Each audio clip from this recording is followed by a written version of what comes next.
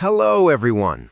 In this video, I'll guide you how to get Sims 4 on a Chromebook in a simple and realistic way. Officially, Sims 4 is not supported on Chrome OS, but you can still play it using a few methods. First, check if your Chromebook supports cloud gaming services like GeForce Now.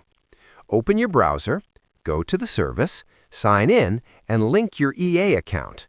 Then you can stream Sims 4 without installing it.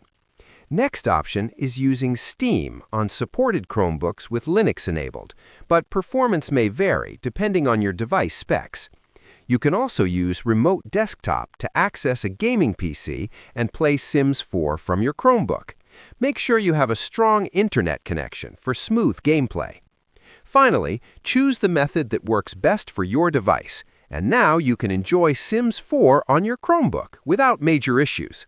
Subscribe the channel for more videos.